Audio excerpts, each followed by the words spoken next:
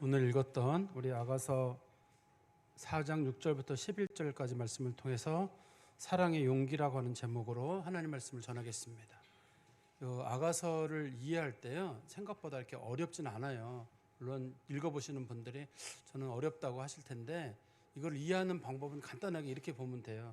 두 사람이 만나서 연애하는 장면을 보시면 기억을 하시면 됩니다. 우리가 보통 만나서 얘기 나누다가 또 그 사람에서 알아보고 또 연애 좀 하다가 다투기도 하고 또 잠깐 또 헤어지는 것처럼 보이다가 또 다시 만나고 또 결혼하고 다투고 또 그러다가 서로 관계가 돈독해지고 그런 보통 사람들의 일상의 삶이 있잖아요. 그게 이제 아가서에 나오는 솔로몬과 술라미 여인의 일상적인 삶입니다. 그게 기본적으로 깔려 있고, 그다음에 그 위에 소위 우리가 성경에서 말하는 구원의 진리라고 소위 불려지는 거, 성경에 나와 있는 구원의 진리와 그 내용들이 비슷한 내용들이 참 많이 있어요. 많이 있어서 그 말씀을 연결해 가지고 우리가 성경 속에 나오는 진리, 영적인 차원의 진리들을 찾아내는 과정들이 필요한데, 그거는 이제 성경을 많이 읽거나 성경의 진리를 잘 아시는 분들은 좀 쉽고, 성경을 처음 읽거나 많이 안 읽어보신 분들은 이게 좀 어렵고 낯설 수는 있어요. 그래도 저는 생각하기를 우리가 지금 4장 보고 있으니까요, 이 정도쯤 보게 되면 뒤에 본문에 대해서는 제가 굳이 막 설명을 드리지 않아도 이거는 이런 식으로 보면 되겠구나라고 아마 뭔가 좀 그려지시는 분들도 있지 않으실까 하는 그런 생각이 듭니다. 아무튼 저희가 지난번에 봤던 내용은 어떤 내용이었냐면, 솔로몬과 술라미 여인이 결혼을 했는데요, 이스라엘은 결혼식을 일주일 동안 해요. 일주일 동안 결혼식을 하는데 6일 동안은 손님을 받고 7일째 되는 날 이제 두 사람이 서로 이제 신방에 들어가게 됩니다. 합방을 하게 되거든요. 서로 이제 합방을 하기 위해서 한 방에 들어갔는데 둘이 누워 있는 거예요. 서로 이렇게 좀 모로 누워가지고 서로를 바라보는 장면이 지난 시간이거든요. 그러다 보니까 그 사람의 뒷모습은 안 보여요. 앞모습만 보이고 또 그 사람의 하체도 안 보여요. 서로 누워 있는 자세가 뭐 좀 1m나 50cm가 가까운 거리에 누워 있기 때문에 서로 그 사람의 하체도 안 보이고 상체만 보이는 거죠. 또 그 사람의 한쪽 면만 보여요. 볼도 한쪽 면만 보이고 나머지는 좀 뒤에 가려져 있기 때문에 잘 안 보입니다. 그런 거라는 걸 여러분들이 보시면 되는데요. 근데 지난 시간에서는 솔로몬이 술라미 여인의 주로 외모적인 부분에 대한 칭찬을 했어요. 참 너 예쁘다. 제일 먼저 눈이 예쁘다고 했습니다. 눈이 예쁘다고 했는데 당시에 아마 그 결혼하고 나서도 여자들이 얼굴에 면사포를 쓰고 있었나 봐요. 그래서 너울 속에 비친 너의 눈이 참 예쁘다고 얘기를 했거든요. 그런데 그 눈은 신비로움 같기도 하고 어떤 기품이 담겨 있는 그런 눈빛이어서 그 눈이 참 매력적이라고 처음에 얘기한 다음에, 두 번째는 그 여자의 머리카락에 대해서 얘기를 했어요. 너의 머리카락이 곱고 머리카락이 참 검고 그 길르앗에 마치 염소가 누워 있는 것처럼 너의 머리카락이 참 예쁘다. 저는 지난번에 말씀드릴 때 이 머리카락은 아주 검정색이기 때문에 이 사람의 지난 과거를 설명할 수도 있거든요. 지난 과거마저도 아름답다는 뜻으로 우리가 이해할 수 있다고 말씀드렸습니다. 그리고 난 다음에 그 여자의 입을 보니까 치아가 너무 하얀 거예요. 빠진 이빨도 없고 당신 치아도 참 예쁘다. 그 다음에 입술을 보니까 당신 입술이 주홍색, 붉은 주홍색 이빨에 입술이 이렇게 있는데 참 당신 입술도 참 예쁘고 또 입술이 촉촉하기까지 하다. 제가 설명을 드렸습니다. 그리고 당신의 볼을 보니까 당신이 누워있는데 볼을 보니까 볼이 발그스름하니 당신 볼도 참 예쁘고, 또 당신 내 옆에 누워있는데 당신 그 목선을 보니까 거기에 목걸이도 달고 있는데 당신 목선도 참 예쁘고 목에 달린 목걸이도 참 예쁘다. 여기까지가 이제 저희가 지난 시간에 봤던 내용입니다. 이제 오늘 본문에서는 두 사람이 입맞춤도 하고 부부 관계로까지 들어가게 돼요. 그럼 관계로 들어가게 되는데 솔로몬이 그 사람하고 이제 부부 관계로 들어가고 입맞춤을 하려고 하는데 그 여인이 잠깐 멈춥니다. 잠깐 멈추는 이유는 뭐냐면 이제 이 여자가 솔로몬과 하나가 되는 그 순간에 자기 마음속에 두려움도 있고 자기가 그동안 누렸던 것들을 포기해야 되는 것도 여기 들어있어요. 자기는 그동안 자유로웠거든요. 자유로웠는데 이제 솔로몬과 하나가 되는 순간엔 뒤로 돌아갈 수도 없어요. 이제는 궁궐의 여자로 자기가 불림을 받아야 되고 또 솔로몬과 함께 궁궐에 살아야 되는데, 자기는 그동안 수넴 지역에서 막 이리 뛰어놀고 저리 뛰어놀고 자기 하고 싶은 대로 하고 살았거든요. 자기 하고 싶은 대로 살았는데 이제 이 결혼 관계, 결혼식 끝나고 합방이 되는 그 순간에는 자기는 솔로몬의 아내가 되고 솔로몬의 비위를 맞춰야 되고 그런 일들이 생기게 되는 거예요. 그래서 이 여자가 솔로몬에게 다가오질 않아요.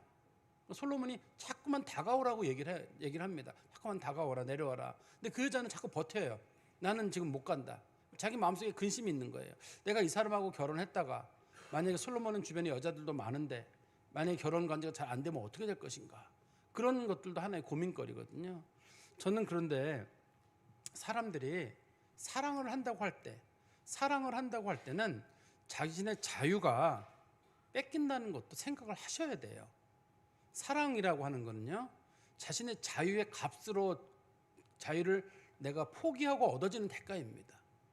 사랑하는 사람은 자유를 잃게 돼요. 제가 그 결혼 전에 했던 저의 성품이 있었다, 뭐 좋아하는 취미가 있었다. 그것도 결혼하면 아내에게 좀 맞춰야 되고, 내가 과거에 만나던 사람들도 있었다. 다 정리해야죠. 옛날에 내가 가지고 있던 내 취미, 내 어떤 뭐 만나던 사람들 이런 것들도 정리할 건 정리를 해야죠. 어떤 분들은 나는 그 정리 안 해도 괜찮겠다. 좋아요. 그럼 배우자도 정리 안 할 거거든요. 그 전에 만나던 사람들 다 그대로 만나고 자기 하고 싶은 대로 다 하고, 그게 부부인가요? 서로 사랑을 한다는 건 내가 가지고 있는 내 자유를 그 사람에 의해서 포기하는 건데, 포기라기보다는 엄밀하게는 사랑의 대가예요. 그걸 내가 사랑하기 때문에 그만큼의 희생을 치러야 되는데 그게 어려운 거예요. 많은 부부들의 문제가 생기는 거는 뭐냐면, 내가 사랑은 하고 결혼을 하는데 내가 가지고 있던 옛날 부모님들과 살던 삶, 내 습관, 사람 관계, 내 취미 이런 거 일절 포기하지 않고 그대로 만나려고 하는 겁니다. 그러니까 부부간에 계속 싸움이 일어나고 다툼이 일어날 수 있는데요. 어떻든 사람이 서로 사랑을 한다는 건 자기가 가지고 있는 자유를 포기하고 또 그 사람의 비위를 맞춰주는 것도 거기에 들어있거든요. 솔로몬은 그래서 술람미 여인에게 그걸 요구하고 있고, 술람미 여인은 그 문제를 가지고 많이 고민하는 장면이 이제 오늘 본문에 기록되어 있는 겁니다. 우리 6절 말씀해 보시면, 날이 저물고 그림자가 사라지기 전에 내가 몰약산과 유향의 작은 산으로 가리라.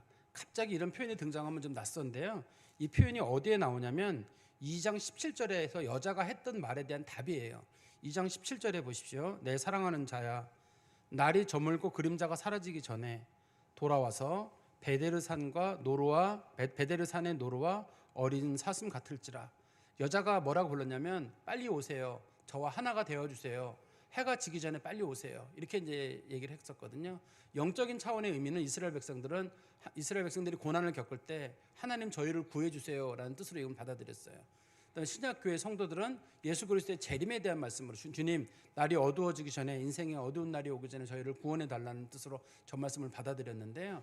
그러나 이 연애라는 차원에서만 보면 이런 거예요. 저 여자가 당신 나랑 빨리 하나가 됐으면 좋겠다. 나 당신 너무 보고 싶고 당신과 함께 지냈으면 좋겠다라고 얘기를 한 적이 있었거든요. 2장 17절에서 그거에 대한 답입니다. 우리 6절 다시 보시면, 날이 저물고 그림자가 사라지기 전에, 그림자가 사라진다는 건 해가 아직 떠 있다는 뜻이잖아요. 해가 아직까지 떠 있다는 뜻인데 해가 다 지기 전에, 오늘 밤에라는 뜻이에요. 오늘 밤에 내가 모략산과 유향의 작은 산으로 가리라. 모략산과 유향의 작은 산은 여자의 몸을 나타내요. 이 본문에서는 그 몸의 여자가 모략과 향유를 가지고 있기 때문에 이 본문에서는 모략산과 그다음에 유향의 작은 산, 성경에서 산은 주로 작은 언덕, 작은 산은 언덕을 부르는 말이거든요. 그래서 솔로몬이 오늘 밤에 내가 너에게 들어갈 것이다, 그렇게 얘기를 하는 겁니다. 이게 6절의 뜻이. 그리고 나서 7절에 보니까, 나의 사랑, 너는 어여쁘고 아무 힘이 없구나. 그동안은 솔로몬이 술람미 여인의 외모만 봤었거든요. 눈, 머리카락, 그다음에 치아, 입술, 목 이런 것만 봤었잖아요. 볼 이런 것만 봤었는데, 이번에는 흠이 없다는 말을 하는 이유는 그 사람이 가지고 있는 그 사람의 속마음까지도 얘기하는 거예요. 그러니까 그 사람이 가지고 있는 모든 것들을 다 얘기하는 겁니다. 당신은 외모도 예쁘지만 당신은 참 모든 것들이, 당신이 가지고 있는 나는 모든 것들을 있는 그대로 다 사랑합니다 라고 얘기를 하는 거예요. 그렇지만 여러분 잘 아시는 대로 술람미 여인은 성격이 좋은 사람이 아니에요. 앞부분에 보면 언급이 되어 있는데요. 술람미 여자가 얼굴이 까맣을 때 사람들이 물어봅니다. 얼굴이 까만 게 무슨 솔로몬을 좋아하느냐 라고 하니까 술람미 여인이 말하기를, 내가 원래 얼굴이 까만 여자가 아니었는데 우리 오라비들이 내가 말을 듣지 않는다고 나를 훈계시키는 바람에 내가 나가서 포도원에서 일하다가 얼굴이 까매졌다라고 얘기를 하고 있어요. 어떤 내용이었냐면, 술람미 여인의 가족, 아가서에 보면 술람미 여인의 가족도가 나오는데 아버지가 안 계세요. 이 성경에 보면 아버지가 안 계시고 어머니가 계시고 오빠들이 여럿이 있고 언니가 없어요. 그래서 이 여자가 외동딸이에요. 그런데 동생이 시집갈 때가 다 돼가지고 오빠들이 아무래도 여동생을 시집 보내야 되겠는데 여동생이 이렇게 시집 가가지고는 문제가 될 것 같아요. 아무래도 사람 노릇을 못하고 천방지축인 거예요. 그래서 안 되겠어가지고 오빠들이 저 여자애를 어떻든 간에 좀 훈련을 시켜서 시집 보내야 된다 싶어가지고 포도원에 가서 너 포도원에서 한번 좀 땡볕에서 고생 좀 하라라고 했거든요. 고생을 하고 나서 그 여자가 성품은 좀 좋아졌는데 얼굴이 까매진 거예요. 그럴 때만 예루살렘 여자들이 놀리는 거예요. 아니 얼굴이 저렇게 까만 게 뭘 그렇게 솔로몬을 좋아하냐 하니까 술람미 여인이 받아치기를 내가 얼굴은 까맣지만 마음은 좋은 사람이어서 내가 비록 피부는 검으나 계달의 장막과도 같다. 그 안에는 온갖 보석이 다 들어있고 솔로몬이 사랑할 만한 것이 들어있다고 이제 여자가 앞에서 얘기한 적이 있잖아요. 그런 것처럼 술람미 여인은 외모에 있어서도 뛰어난 면이 별로 없어요. 뛰어난 면이 별로 없고 그다음에 성품에 있어서도 좋은 사람이 아닙니다. 그냥 솔로몬이 그 사람이 그냥 좋은 거예요. 눈에 콩깍지가 씌여서 남들은 막 뭐라고 그러는데 솔로몬의 눈에는 그렇게 좋게 보이는 거예요. 성경은 이거를 하나님이 우리를 바라보시는 하나님의 눈이다라고 말하고 있거든요. 하나님이 우리를 있는 그대로 사랑하신다. 그냥 있는 모습 그대로가 좋은 거예요. 그 사람이 뭔가 큰 걸 하지 않아도 있는 모습 그대로 사람들을 사랑하시는데 간혹 우리는 보면 우리가 인생에 회의가 느껴질 때가 있어요. 아, 내가 뭔가 나 같은 게 필요한가? 자신감이 없어질 때도 있고 우울하기도 하고 누구랑 비교하고 나면 막 좀 초라해지기도 하고 사람이 막 그럴 때가 있거든요. 근데 성경은 뭐라고 말하냐면 하나님께서는 우리들의 모습을 있는 그대로 사랑하신다. 마치 구약 성경에서 하나님께서 이스라엘을 사랑하시듯이 그리스도께서는 교회와 성도들을 있는 모습 그대로 사랑하신다고 말하고 있어요. 우리가 예수님의 눈으로 우리 자신을 바라볼 필요가 있어요.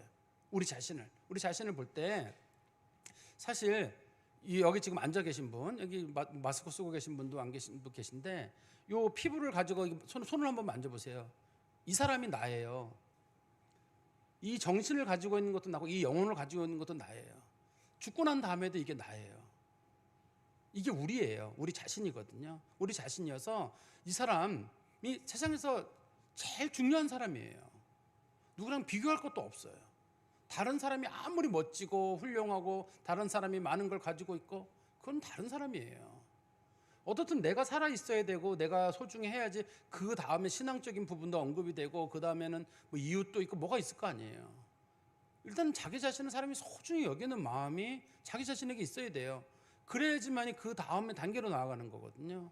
하나님께서 우리들에게 대해서 말씀하시기를 내가 너를 있는 그대로 사랑한다. 그러면 우리도 그걸 받아들이는 거예요. 받아들이고 아 내가 소중한 사람이구나. 그렇게 우리가 마음을 먹고 살아가는 거예요. 이제 자기 자신이 소중한지를 모르면 최근에 저도 이제 누구 통해서 들었는데 우리 교인 중에 누군가가 너무 마음에 힘든 일이 있어 극단적인 선택을 하려고 한강에 갔다 왔다는 얘기를 제가 어디 건너 들은 적이 있어요. 얼마나 힘들었으면 그랬을까. 그런데 그렇게 해서 뭐가 끊어지게 되면 뭐가 좋나요?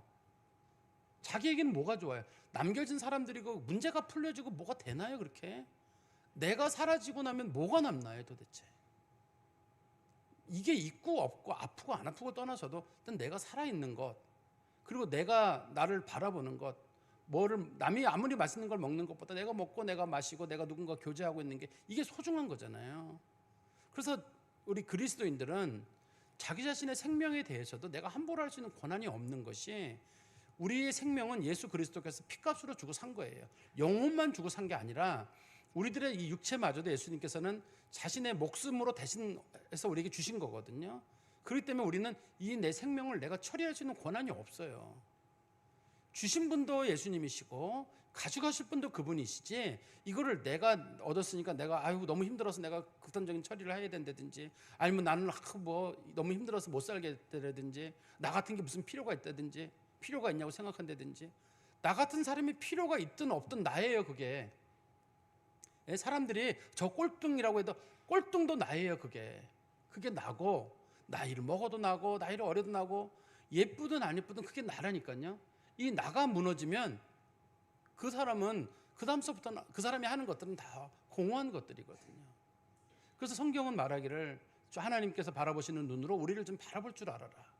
그리고 우리가 하나님께 그런 사랑을 받았다 그러면 동시에 우리도 다른 사람들을 좀 사랑의 눈으로 바라보는 눈도 전 필요하다고 생각을 해요. 우리가 다른 사람들의 요즘 우리 사회 분위기를 보면 사람들이 과거를 캐는 게 유행이잖아요. 뭐 그 사람 과거에 학폭을 했다래더라, 과거에 뭘 했다래더라. 모르겠어요. 저는 제가 목회자여서 그런지 모르겠는데 범죄를 저질렀던 거에 대해서는 어떻게 얘기하는지는 모르겠는데요. 일반적인 문제에 대해서는 좀 지나가줘야 되지 않을까 하는 생각이 들어요. 제가 지금 목회자인데요. 저도 어렸을 때 싸움도 하고요, 욕도 하고 싸우고 치고받고 뭐 다 해봤어요. 그런데 저를 아는 사람이 누군가가 그럴 거예요. 그 심아무개가 목사가 됐다 그러면 아이고 사람이 그렇게 없나? 그 사람이 아마 그런 사람도 계실지 모르겠어요. 저랑 싸웠던 친구들은 그렇게 하지 않겠어요? 어떻게 걔가 목사가 돼? 말도 안 되지. 있을 거예요, 그런 사람들이. 제가 제 과거를 미리 말씀드리는 거니까 혹이라도 나중에 듣게 되시더라도 크게 실망하지 마시기를. 근데 누구라도 다 과거의 얘기들이 있으면 그 잊혀지고 싶은 마음이 있지 않겠어요? 누군가는 기억될 부분도 있고 잊혀져야 되는데 사람들이 그걸 잊어주지를 않는 거예요. 다 잊혀주고 좀 덮어주고 내가 소중한 만큼 다른 사람도 소중한 눈으로 하나님께서 너는 아름답고 너는 흠이 없다라고 얘기해 주시면 나는 너를 있는 그대로 다 사랑하겠다라고 얘기한다 그러면 나 자신도 있는 그대로 내가 받아들이고 소중히 여기는 마음도 갖고 다른 사람도 마찬가지입니다. 좀 소중히 여기는 마음으로 가야 되는 것, 그게 우리 그리스도인들의 자세가 아닐까. 솔로몬이 지금 술람미 여인에게 너는 어여쁘고 흠이 없다고 말한 이유는 빨리 자기에게 가까이 오란 뜻으로 얘기하는 겁니다. 그런데 술람미 여인의 태도가 우리 8절에 보십시오. 내 신부야 너는 레바논에서부터 나와 함께하고 레바논에서부터 나와 함께 가자. 아마나와 스닐과 헤르몬 꼭대기에서 사자굴과 표범산에서 내려오너라. 갑자기 이런 얘기가 나오면 성경 읽는 분이 답답해요. 왜 갑자기 여기서 이렇게 산 이름이 나오는지. 지금 이 솔로몬이 말하고 있는 이 산은 레바논에 있는 산이거든요. 우리가 생각하는 레바논은 이스라엘 북쪽에 있는 어느 나라 이름이에요. 우리가 생각하는 레바논은. 그렇지만 성경에서는 이스라엘 북부의 삼림지대부터 시작해가지고 레바논까지 있는 그 레바논의 백향목이 자라는 그쪽 지역을 부르는 명칭입니다. 성경에서는. 근데 거기에 평균 산의 높이가 한 2,500m쯤 돼요. 제일 높은 산의 높이는 제가 확인해 보니까 3,088m라고 하더라고요. 그런 높은 산들이 거기에 있거든요. 그 높은 산들이 있는데 그 높은 산의 이름을 보면 아마나, 스닐, 헤르몬 이런 이름이 여기 나오는데 성경에 보시면 신명기 3장 9절에 보면은 헤르몬 산을 그 시돈 사람들은 시리온이라고 불렀고 그 다음에 이 스닐은 아모스 사람들은 이거를 스닐이라고 불렀고 이스라엘 백성들은 이거를 헤르몬이라고 불렀다. 이렇게 성경에 언급이 돼 있어요. 똑같은 말이란 뜻이에요. 이 성경에서 아마나, 스닐, 헤르몬 이게 다 똑같은 말이란 뜻이에요. 그 지역의 제일 높은 산을 부르는 말이거든요. 근데 그 산에서 뭐가 있냐면 사자굴과 표범산에서 내려오라고 해요. 사자굴과 표범산이란 말은 거기가 사람들이 감히 접근할 수 없는 높은 산이고 거기에는 무서운 야생동물이 산다는 뜻일 거예요. 뭐 지금도 살고 있는지 모르겠습니다만 성경에 보면은 다윗이 내가 돌멩이를 던져 그 골리앗 죽이려고 할 때 사울왕이 물어보잖아요. 너 싸울 수 있느냐? 제가 돌멩이를 던져서 사자를 잡은 적도 있고 내가 곰을 잡은 적도 있습니다. 지금은 이스라엘이 곰과 사자가 살 수 없는 지역이거든요. 그런데 과거에는 살 수 있는 지역이라는 뜻이에요. 그러니까 성경적 배경을 놓고 보면 이게 이제 그 다윗 왕 시대 그때쯤이잖아요. 솔로몬이라면 그때쯤이니까 그 지역의 높은 산에 그 산도 높고 그다음에 사자도 있고 표범도 있어서 사람들이 감히 갈 수 없는 곳이에요. 그러니까 이 여자가 지금 마음 상태가 뭐냐면 제가 너무 순결하고 고결한 신부여서 내가 지금 당신에게 내려갈 수가 없습니다. 당신에게 들어갈 수가 없다는 거예요. 제가 처음에 말씀드렸던 내용이 이거예요. 제가 지금 내려갔다가 만약에 당신이랑 관계가 잘 안 되면 어떡하죠? 네, 흉어물이 드러나면 어떡하죠? 이 여자가 지금 아무도 접근할 수 없는 곳에 있었다는 얘기는 순결한 여자라는 뜻이거든요. 그동안은 순결이 중요했지만 이제 남편을 만났는데 여기서 순결이 뭘 중요해요? 둘이 같이 살아가는 길인데. 그러니까 솔로몬은 순결이 뭘 중요하냐, 나랑 같이 함께 지내자라고 얘기를 하는데 그 여자는 제가 만약에 이렇게 내려갔다가 실수해가지고 뭐 문제가 생긴다든지 그러면 어떻게 되느냐, 난 이거 잘 못하겠다. 이 여자의 이런 태도는 왜 그런 거냐면 솔로몬을 신뢰하지 못해서 그러는 거예요. 혹시라도 솔로몬이 나를 모른다 그럴까, 싫어한다 그럴까, 내 단점을 보고 뭐라 그럴까. 지금은 그동안 내 외모만 보고 성품만 보고 좋다고 했는데 나랑 부부 관계를 가지면서 나의 어떤 흉어물이나 장단점이 나오고 내가 잠자고 났을 때 내 보이는 흐트러진 모습을 보고 나를 어떻게 보면 어떡하지 막 하는, 보통 막 결혼 처음 하는 여자들의 마음이라고 생각하시면 돼요. 그때 그 마음을 솔로몬이 넌 나를 믿고 내려오라고 지금 부르고 있는 거거든요. 그러니까 여기서는 솔로몬을 신뢰하지 못하는 것뿐이, 솔로몬을 신뢰하지 못하기 때문에 그렇고, 또 우리 그리스도인들로 말하면 하나님께서 너 나와 함께 나와서 제대로 한번 나랑 신앙생활을 해보자. 하나님 믿는 사람이면 한번 당당하게 신앙생활을 해보자고 하나님은 말씀하시거든요. 근데 어떤 분들은 저는 그렇게 하고 싶지 않아요. 저는 신앙생활을 그냥 조용하게 남들 눈에 안 띄게 아무런 간섭도 없이 난 신앙생활 하고 싶습니다. 그래도 신앙생활 할 때는 때로는 모험도 필요하고 신앙생활 할 때는 때로는 노력도 필요하고 수고도 해야 된다. 저는 하나님과 영적인 관계는 어떻게 할지 모르지만 저는 그 남들 눈에 막 띄는 것도 싫고요. 뭐 그런 식은 다 싫어요. 저는 신앙생활이란 하나님과의 관계지 뭐 사람과의 관계라고는 생각하지 않습니다. 이런 분들이 간혹 계세요. 근데 신앙생활은 하나님과의 관계이기도 하고 동시에 사람들과의 관계이기도 해요. 우리는 하나님과만 사는 게 아니잖아요. 사람들이 살아가는 그 세상 속에서도 같이 살아가는 거거든요. 근데 성도들이 그걸 겁을 내는 거예요. 이 본문의 내용이 그런 내용이거든요. 겁을 내지 말고 한번 하나님과의 관계도 철저히 하지만 세상 속으로도 나와서 세상 속의 성도로서 한번 살아가 봐라. 세상 속에서 하나님의 자녀로서의 그 모습을 보여라라고 얘기하는데 이 여자가 그게 싫어가지고 자꾸만 이제 민그적거리니까 솔로몬이 내려와라. 나와 함께 가자. 제발 높은 곳에 있지만 말고 내려와라. 너 고귀한 사람인 거 알고 순결한 여자인 거 아는데 이제는 좀 그만하고 내려오라고 자꾸만 이 여자를 설득하는 겁니다. 그런데 이런 비슷한 예를 제가 하나 좀 설명드리면 우리가 그 지금 터키의 수도가 이스탄불이잖아요. 거기가 과거에는 그게 이제 콘스탄티노플이라 그래가지고 그 기독교의 중요한 그 도시 중에 하나였습니다. 당시에 중요한 도시 중에 하나였는데 우리가 잘 아는 대로 로마가 멸망했을 때는 서로마 제국이 멸망한 거고요. 동로마 제국은 상당히 뒤에 서로마 제국이 망하고 나서 1000년이나 지난 후에 멸망을 했어요. 로마 제국이 멸망한 지 얼마 안 됩니다. 실제로는 우리나라 조선시대 임진왜란 그 전후쯤에 동로마 제국이 망하거든요. 그러니까 옛날에 우리가 말하는 서로마 제국은 일찍 망하지만 동로마 제국은 망하지 않았어요. 근데 이 동로마 제국에는 아주 경건한 사람들이 살고 있었어요. 이 사람들을 헤시카즘이라고 불려지는데요. 이 헤시카즘은 아주 오래전부터 사람들이 경건을 꿈꿨어요.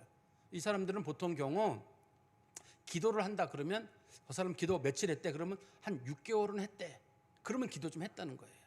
어떻게 기도를 하냐면 그 바위나 모래틈에 깊은 구덩이를 파요. 깊은 구덩이에 파가지고 거기 들어가가지고 사람들이 내려주는 음식이나 물 같은 것만 먹고 거기서 지내요. 아무도 접근하지 않고 오로지 하나님과 관계만 맺는 거예요. 그 사람들은 언제 옷을 갈아입냐면 옷을 탁 만져봤는데 옷이 부러지잖아요. 옷을 갈아입을 때가 됐구나.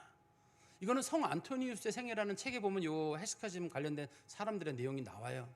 그런데 이 헤시카즘 하는 사람들이 당시에 그 콘스탄티노플이 이슬람의 공격을 받고 있을 때 이슬람이 이제 그 콘스탄티노플을 공격하게 되거든요. 공격하는데 한 번에 못 무너뜨립니다. 이게 워낙 단단한 요새이고 또 여러 번 공격했지만 이긴 적이 없어요. 이 성을요.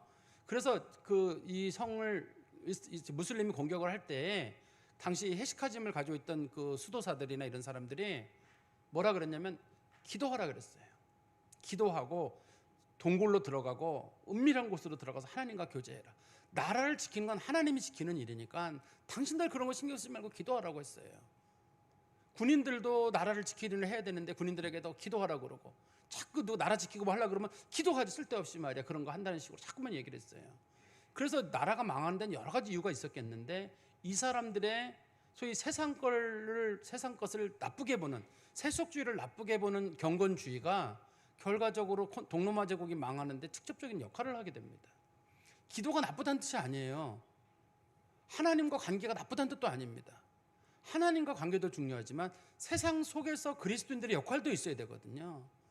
그리스도인들이 거기서 뭔가 역할을 하고 일을 해야 되는데 우리는 그게 번거로워요. 하나님과 관계는 편하거든요. 돈이 안 들어가요. 하나님 아버지 끝이에요.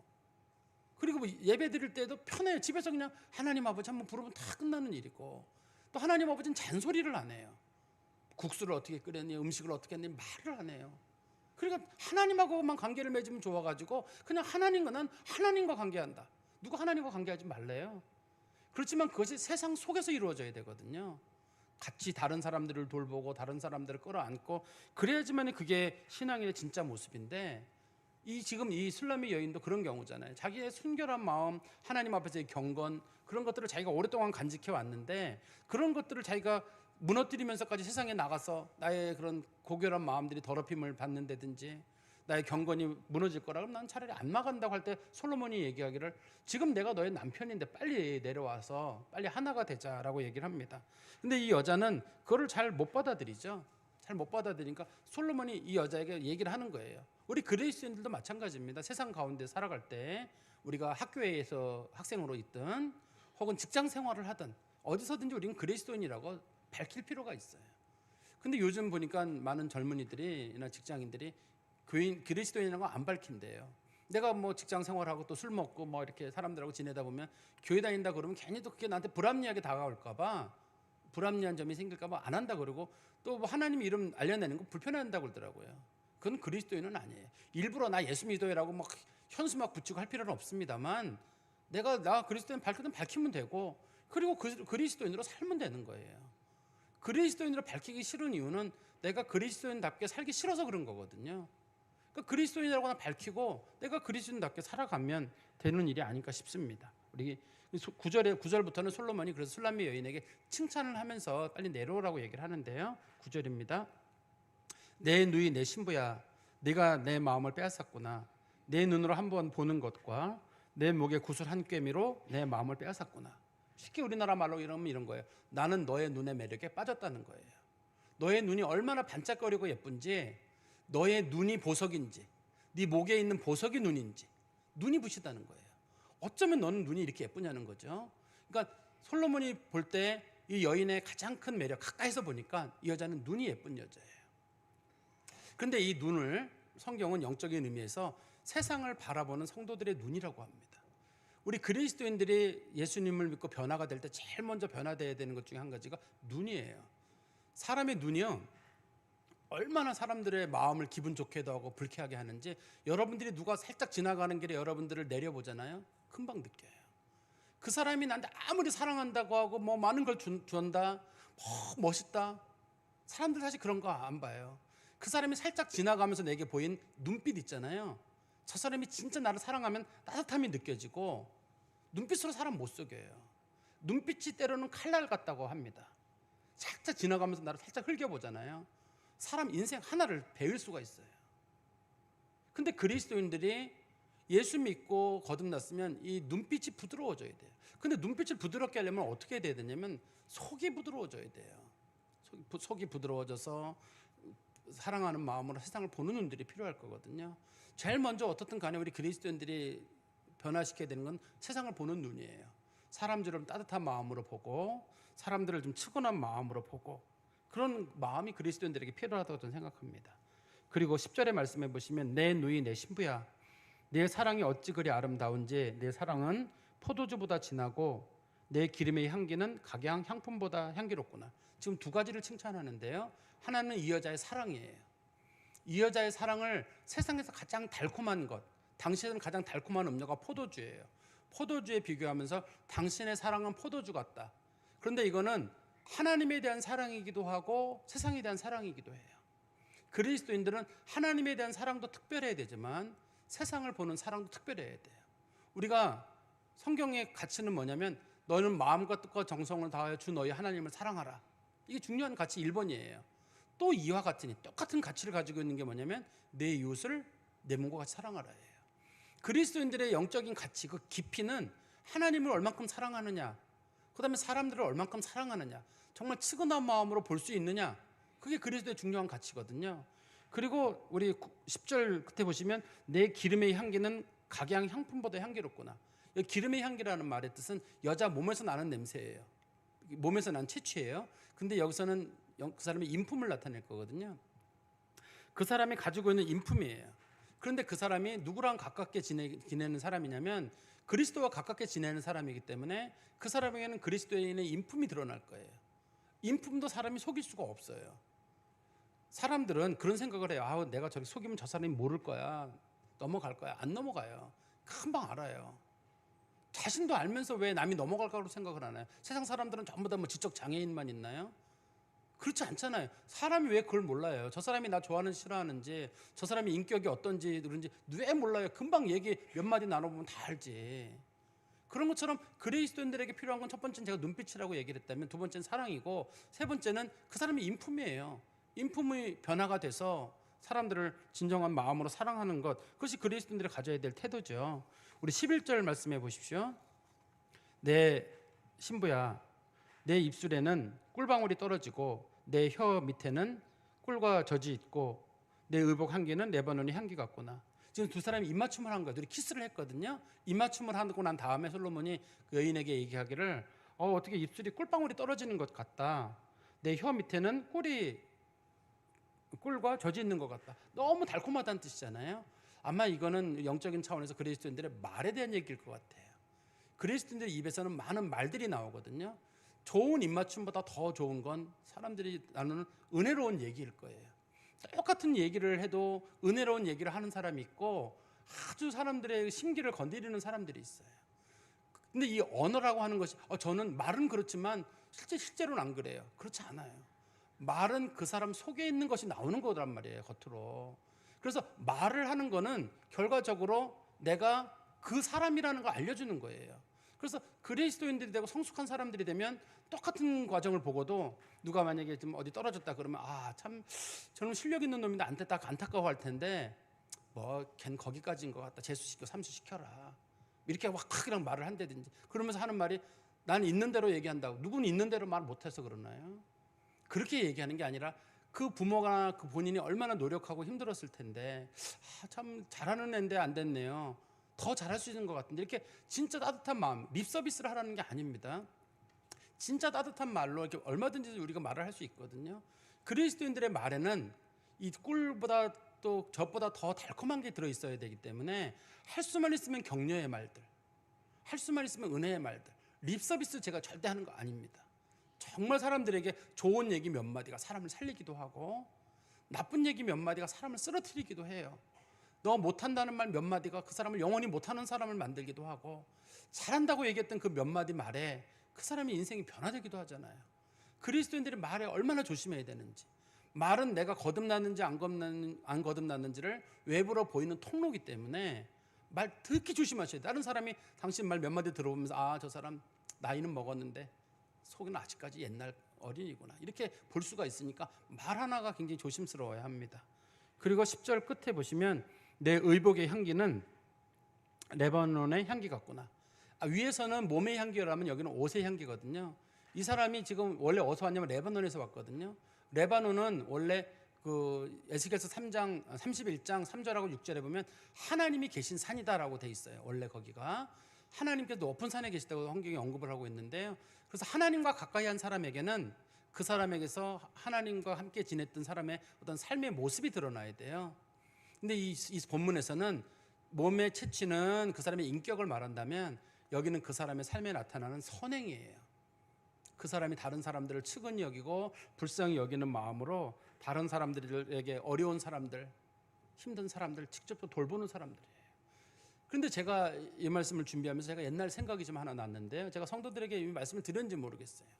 제가 옛날이죠. 청년부 우리 교회 오기 전에 청년부 담당 목사를 제가 사역한 적이 있었는데, 그때 저희 청년부 회장이 지금 나미비아 선교사인 김창덕 선교사님이에요. 청년부 회장이었거든요. 근데 이제 금요기도회 같은 거 끝나고 나면 이제 꼭 우리 그 청년부 회장이 저보고 목사님 저희 어디 차 마시러 가요, 어디 놀러 가요, 그러더라고요. 그래서 그럼 가자. 그래서 갔는데 꼭 멀리 가요. 이상한 데 가고. 그래서 가보면 그 집 주인은 꼭 장애인이에요. 차를 하나 마셔도 장애인 부부가. 근데 우리는 생각하기를 장애인 집에 가서 내가 뭐 하나 팔아주면 내가 뭐 하나 팔아줬어, 이런 생각이 있던지, 내가 장애인 도와주면 내가 거기 장애인 집에다 100만 원을 보냈어, 1000만 원을 보냈어. 우리는 이런 걸 가지고 무슨 장애인을 사랑한다고 얘기하는데, 근데 그 친구는 보니까 장애인이 친구더라고요. 그냥 장난을 치고 얘기를 하고 뭐 잘 지냈어요, 뭐 했어, 뭐 하면서 장애인을 그러니까 특별하게 대하는 게 아니라 뭐 장난 툭 치고 뭐도 하고 이거 갖다 먹어요 하고 뭐도 하고. 우리가 누군가 어려운 사람들이거나 힘든 사람들을 대할 때 어떤 사람들은 내가 그 사람에게 승리 서비스를 제공하는 거를, 동정을 제공하는 거를 사랑이라고 생각하는 경우가 있거든요. 그게 선행이라고. 진짜 선행은 그 사람하고 친구가 되는 거 아닐까요? 그 사람과 진짜 친구가 돼서 그 사람과 같이 어울리고.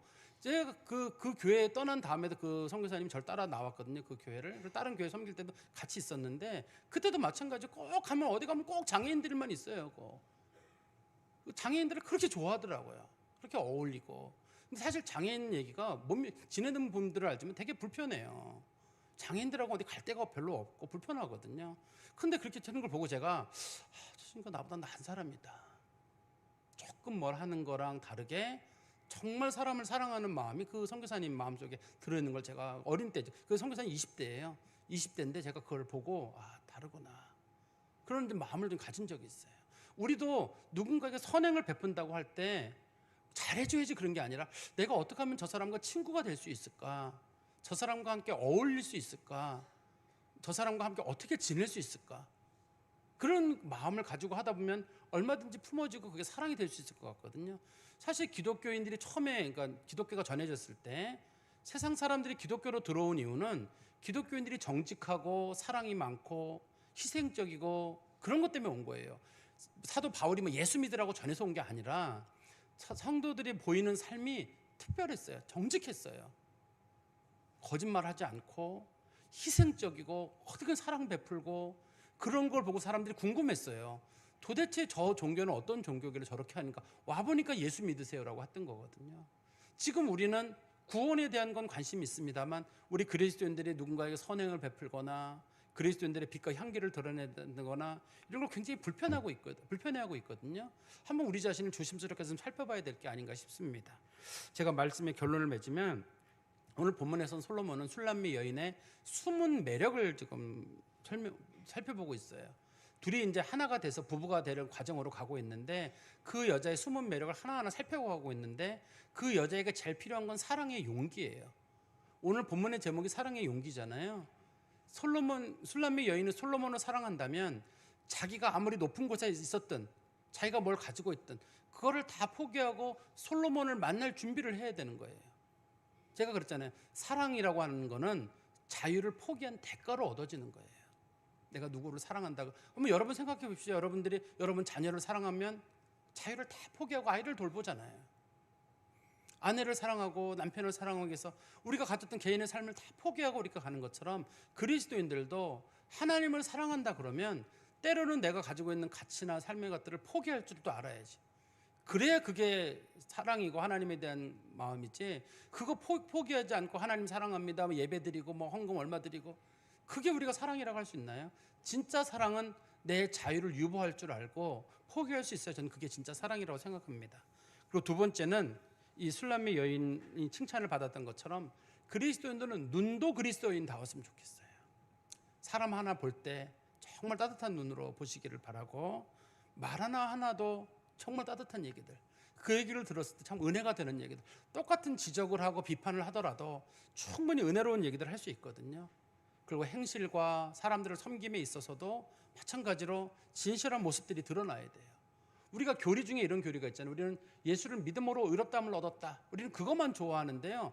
사실은 우리 그 개신교의 교리 중에 이중칭의론이라는 게 있습니다. 이중의, 행위의 의라는 게 있어요.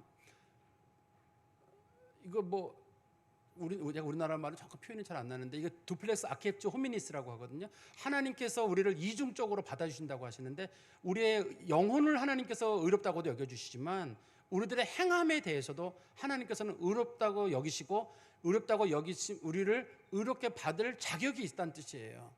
그러니까 우리를 의롭다고 하신 거로 끝나는 게 아니라 우리들에게 너는 삶에 있어서도 그리스도인답게 살아라. 그걸 요구하실 권리가 예수님에게 있어요. 그래서 우리 그리스도인들은 행함만, 영혼만 의롭게 되고 신분만 의롭게 되는 게 아니라 우리들의 삶도 주님 앞에 의로운 삶으로 드려야 될 책임이 우리 가운데 있습니다. 그런데 그 대표적인 것 중에 한 가지가 오늘 본문에서는 선행이에요. 사람들에게 너그러운 마음으로 많은 걸 베푸는 거예요. 근데 많은 분들은 선행 그러면 그게 이제 상당히 추상적으로 보이거든요. 추상적으로 보이는데 제가 아까 선교사님 말씀드린 것처럼 그 어려운 사람들을 친구로 가족으로 끌어안는다 그러면 전 충분히 가능한 일이라고 생각해요. 말로 하는 문제가 아니라 우리 성경 말씀 하나만 보고 좀 마칠까요? 야고보서 2장 15절부터 17절입니다. 만일 형제나 자매가 헐벗고 일용할 양식이 없는데 너희 중에 누구든지 그에게 이르되 평안히 가라 덥게 하라 배부르게 하라 하면서 그 몸에 쓸 것을 주지 아니하면 무슨 유익이 있으리요. 이와 같이 행함이 없는 믿음은 그 자체가 죽은 것이라. 성도는 그렇지 않는다는 거예요.